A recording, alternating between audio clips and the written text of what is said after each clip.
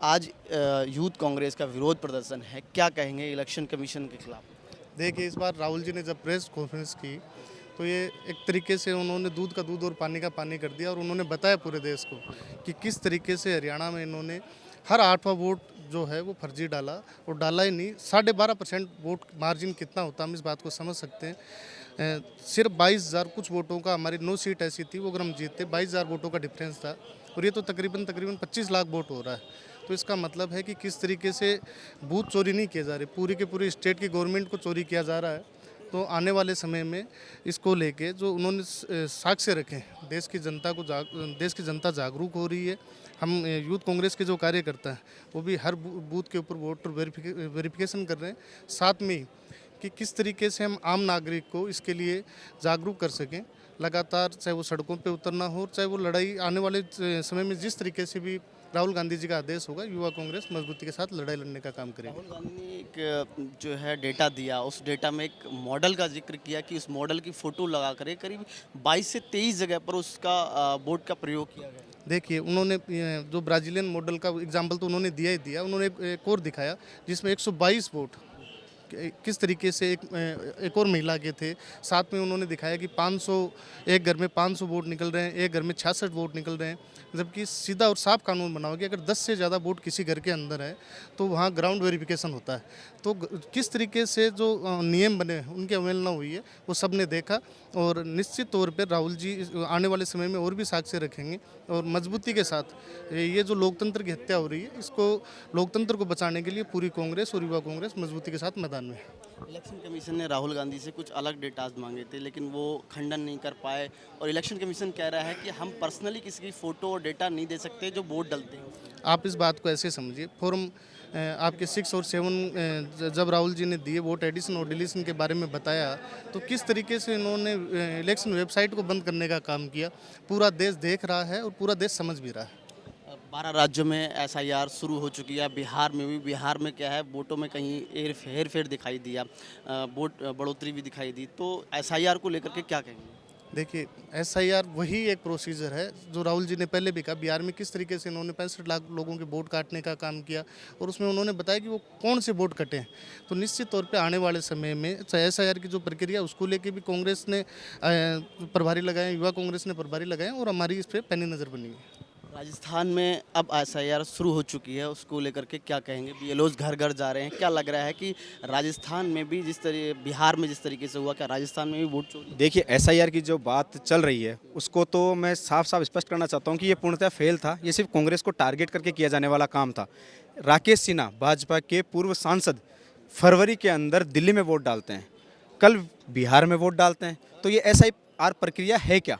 अगर ये एसआईआर प्रक्रिया होती तो शायद वो 2 जगह वोट नहीं डाल रहे होते 6 महीने के अंदर अंदर। रही बात वोट चोरी की, राहुल गांधी जी ने आंकड़ों के साथ, सबूतों के साथ वोट चोरी के जो बातें वो रखी है। मैं कहता हूँ अगर कोई मुझे चोर कहता है तो मेरे मिर्ची लगेगी, मुझे आग लगेगी, और मैं जाकर उसका जवाब दूंगा। निर्वाचन आयोग चुप है, नरेंद्र मोदी चुप है। अगर आपको कोई चोर कह रहा है तो आप सफाई तो दीजिए कि आप चोर नहीं हैं। इलेक्शन कमीशन कह रहा है राहुल गांधी जी को एफिडेविट देना चाहिए। अगर राहुल गांधी जी से एफिडेविट मांग रहे हैं तो उनके मंत्री महोदय ने भी कहा था कि कुछ सीटों के ऊपर वोट चोरी हुई है या कुछ सीटों के ऊपर धांधली हुई है, ठाकुर, तो उनसे क्यों नहीं मांगा? ये सिर्फ और सिर्फ विपक्ष के नेताओं पर ही लागू होते हैं सारे नियम कानून जो भी हैं। और मैं कह रहा हूँ ना, अगर कोई उनको चोर कह रहा है तो अगर सफाई दे दीजिए, मीडिया को आमंत्रित कीजिए, मीडिया के सामने बैठिए और राहुल गांधी जी ने चोर कहा है उसका खंडन कर दीजिए। लेकिन निर्वाचन आयोग तो नरेंद्र मोदी जी के पल्लू में छुप रहा है, और नरेंद्र मोदी जी हैं जो निर्वाचन आयोग के पल्लू में छुप रहे हैं। और ये खेल खेल कर देश में किस तरीके से वोट चोरी करके सरकारें बना रहे हैं वो उसका साफ साफ स्पष्ट हो चुका है। हरियाणा में परसों के रोज राहुल गांधी जी ने हरियाणा का उदाहरण पूरी दुनिया के सामने रखा कि हरियाणा में किस तरीके से वोट चोरी हुआ। 25 लाख मतदाता 5 तरीकों से राहुल गांधी जी ने पकड़े हैं कि ये फर्जी वोटर हैं। और मॉडल का करीब 20-20 बस हाँ, ब्राजील की मॉडल अगर भारतीय भी होता तो समझ में आ जाता कि क्या चल रहा है। विदेशी लोगों की फोटोज उपयोग में ले रहे हैं, और भाजपा के जो ये नारंगी गैंग के कच्चा धारक हैं ये कह रहे हैं कि वोट कैसे डाल सकती है। अरे मूर्खो, वोट डाली नहीं, उसके फोटो का उपयोग किया गया है बूथों के ऊपर। वो समय निकाल रहे हैं कि एक वोट 3 मिनट में एक वोट कैसे डाल सकता है। तो ये सिर्फ उसी बेवकूफ़ी वाली बातें करके अपना परिचय ना दें। वोट चोरी पूर्णतः हुआ है क्योंकि हम हरियाणा में रहे थे, धरातल की आवाज़ थी कि कांग्रेस आ रही है, और वास्तविकता में थी भी। लेकिन आपने वीडियो देखा, राहुल गांधी जी ने वहाँ के जो मुख्यमंत्री हैं सैनी जी, नायब सैनी जी, उनके चेहरे पर दिखी हुई मुस्कान साफ साफ बताई कि पूरा सिस्टम सेट है, व्यवस्था है। वो व्यवस्था क्या थी? वो वोट चोरी की व्यवस्था ही तो थी, जिसने राहुल गांधी जी ने वो उजागर किया। और आप देख लीजिए, बिहार में करने का काम कर रहे थे, लेकिन बिहार में गिरफ्तार पे हाथ डालकर, गर्दन पकड़कर हमने कल वोटिंग करवाई है। देख सकते हैं कल वोटिंग भी अच्छी हुई है, फेस की वोटिंग। कल बहुत अच्छी वोटिंग हुई है। कहीं ना कहीं अंदेशा है वोट चोरी हुआ है, हम आश्वस्त नहीं है कि वोट चोरी नहीं हुआ, लेकिन हाँ कहीं कोशिश हमने की है कि हमने वोट चोरी को रोकने का काम किया है। लेकिन देश में पूर्णतः वोट चोरी हुई है। आज राजस्थान युवा कांग्रेस, राजस्थान का जो मुख्यालय है निर्वाचन आयोग का, उसका घेराव करने जा रही है। आप देख सकते हैं कि हम लोकतांत्रिक तरीके से, शांतिपूर्ण तरीके से अपनी बात रखने जा रहे हैं। आप देख सकते हैं कि पुलिस का जाब्ता किस तरीके से यहाँ पर खड़ा किया गया है। ये सिर्फ और सिर्फ लाठी के दम पे, गोली के दम पे, पुलिस के दम पे हम कार्यकर्ताओं को दबाने का काम कर रहे हैं। लेकिन हम बताना चाहेंगे आपके चैनल के माध्यम से, भजनलाल सरकार को बताना चाहूँगा कि हम राहुल गांधी जी के बब्बर शेर हैं। हम इन लाठी, गोले, पुलिस से और जेलों से डरने वाले नहीं हैं। हमारे पूर्वजों ने इस देश के लिए शहादतें दी है, आज़ादी से पहले हमारे लोगों ने शहादतें दी है, हम उनके वंशज हैं।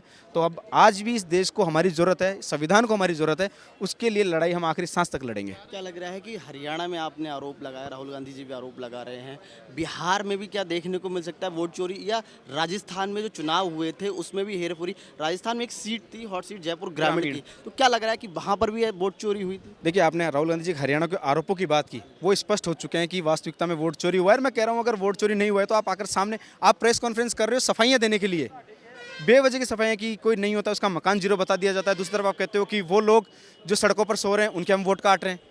बात आई बिहार की, 65 लाख वोट आपने काटे। हमने सवाल किया कि आपने काटा, कोई दिक्कत नहीं, लेकिन आपने काटने का कारण आप बताएं। वो कारण इनके पास नहीं है। बात की आपने राजस्थान में जयपुर की, राजस्थान में जयपुर ही नहीं, राजस्थान में 3-4 सीटें ऐसी थी जहाँ पर वोट चोरी हुआ, लेकिन प्रमुख जो सीट है वो वोट चोरी की। वोट चोरी का देखो आप, मतलब किस तरीके से बेवकूफ़ बनाने का ये काम कर रहे हैं कि मत पत्र खारिज किए गए हैं। मतदाता वोटर आईडी, जो वोटर मशीन में वोट होता है वहाँ तक तो थे ही थे। पढ़ा लिखा व्यक्ति डाक मत पत्र का यूज़ करता है, अधिकारी मत पत्र का यूज़ करते हैं। अधिकारियों को बेवकूफ़ बनाने का काम कर दिया कि उनके मत खारिज हो गए, उनके मत गलत थे। आप देख सकते हैं कि न्यायपालिका आज भी इस देश में है। डॉक्टर राव राजेंद्र सिंह को कई बार समन जारी हो चुके हैं, कोर्ट में बुला लिया जा रहा है। और मैं आपके चैनल के माध्यम से आज पूर्ण आश्वस्त होकर कह रहा हूँ कि ये 5 साल राव राजेंद्र सिंह जी संसद के सदस्य नहीं रहेंगे। भाई अनिल चोपड़ा जी संसद के पटल पर जाकर इन वोट चोरों के खिलाफ मोर्चा खोलने का काम करेंगे। देखिए, तमाम यूथ कांग्रेस के यहाँ पर कार्यकर्ता और नेता आ चुके हैं और जो है सांगरिया विधायक भी यहाँ पर पहुँच चुके हैं। अब यहाँ पर एक बड़ा प्रोटेस्ट होने वाला है चुनाव आयोग के और इलेक्शन कमीशन के खिलाफ, बीजेपी के खिलाफ। यूथ कांग्रेस के तमाम जो कार्यकर्ता हैं, नेता हैं, वो आज जो है प्रोटेस्ट करने वाले हैं, इलेक्शन कमीशन को घेरने वाले हैं। अब देखने वाली बात होगी कि ये प्रोटेस्ट कितना बड़ा होता है। और बने रहिए मेरे सहयोगी राजेंद्र के साथ। मैं आरव सिंह, पॉलिटिकल पंचायत, जयपुर।